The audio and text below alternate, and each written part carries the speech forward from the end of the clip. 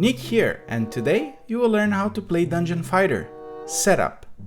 Connect the 4 board pieces together using the letters at the edge to line up the correct pieces. Each player chooses a hero board and picks up a hero life marker. Some heroes come with a token associated with their blue affinity. If so, pick their token too. Place the life marker on the top space of their hero board. Shuffle the dungeon deck and then the shop deck and place them face down near the board. Separate the monster cards into piles according to the monster level indicated on the back of the cards. Shuffle each pile. Take 3 cards from level 1, 2 and 3 and pile them so that level 1 is on top, level 2 is in the middle and level 3 is at the bottom. Take all level 4 cards and add them to the bottom of the deck.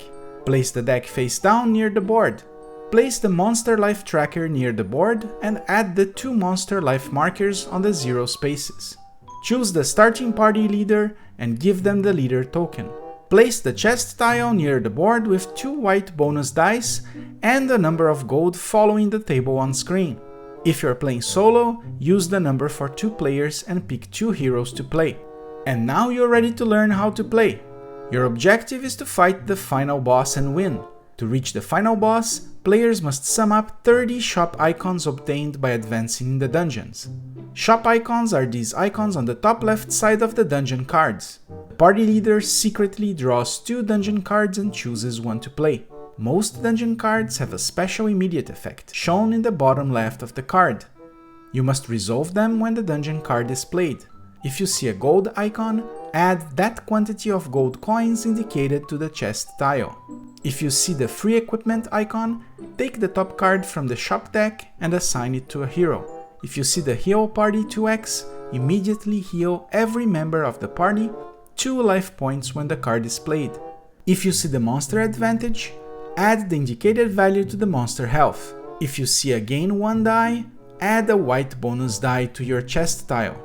And if you see a specific throw icon, you have to fight the monster while using the throw requirements.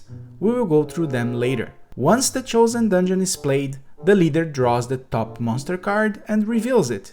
Add the number of monster life points to the monster life tracker. For example, the Gorgon has 14 health points, so I place the top life marker on 10 and the bottom life marker on 4. Don't forget to add any dungeon life bonuses to the monster's health if you have one. We will explain the other stats as we move into combat phase. Once the card is played, the heroes must take turns fighting the monster until they win or they lose. The hero to the left of the dealer goes first. Play then proceeds clockwise. On your turn, you must choose one available colored die to throw at the target board. You must throw the die from whatever position you find comfortable, but the die must bounce at least once on the table outside of the target board before touching it. You miss if the die doesn't bounce, if it falls into one of the holes of the target board and remains there, if it lands outside of the board, or if you don't respect specific throw conditions shown on the monster and/or the dungeon card. If during a combat, both monster and room cards require a specific throw, the players must combine those throws. You can find the list with all throw types in the rulebook on the page called Specific Throws. Use it as reference during the game. For example, this room requires the player to place the game box on the table and the die must touch the box before touching the target board.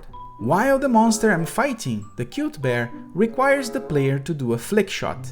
So in this case, I must do a flick shot that bounces on the game box before hitting the board. If at any time you have a combination of throws that are impossible to do, the party can back down. Each hero loses the number of life points equal to the monster's level, and you can draw another monster to fight. If you miss your throw, you suffer the damage equal to the monster's damage value. Reduce your hero's life points. Now, let's talk about what's considered a hit. If the die bounced on the play area and landed on a target, the hero deals damage to the monster equal to the number shown on the target board section. For example, the die landed on 3, so the monster loses 3 life points.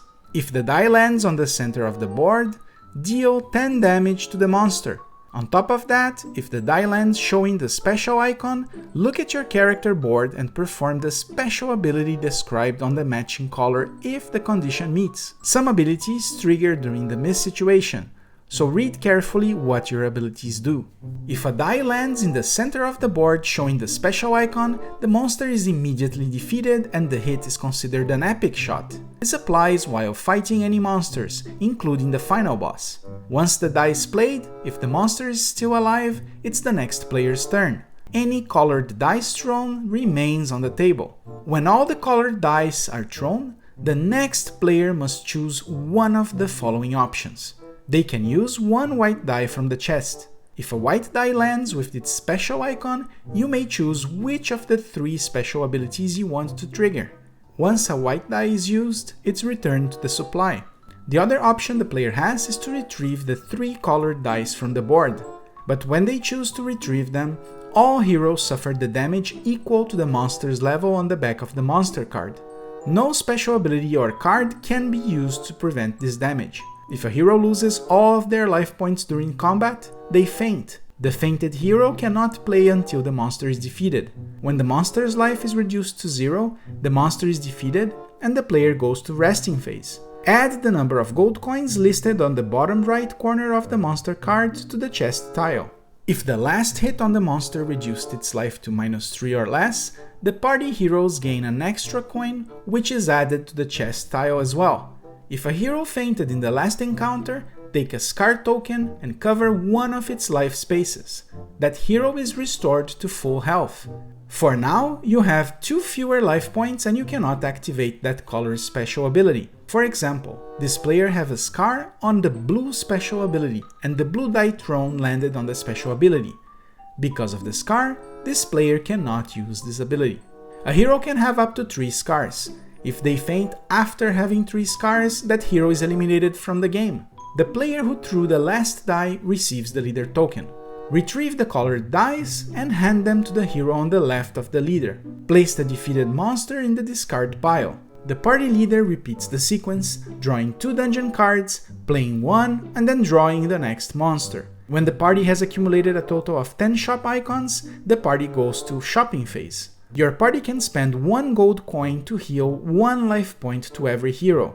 The party can also buy white bonus die by paying 2 gold coins each. Place them on the chest tile. Try reaching the final boss with the highest number of white dice as you can. Players can also buy equipments.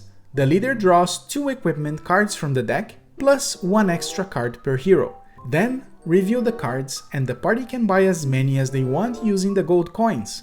Each hero has a maximum number of equipment they can carry at the bottom left corner of the hero board. A weapon may be used on every throw and it's a bonus only applied if the throw is a hit. Players can use multiple weapons at the same time, combining their specific throw requirements and bonuses. Armor cards have a blue border and are used only during each combat to prevent damage if the throw is a hit. Rotate the card to indicate it's used during that combat. And spendable cards have a green border.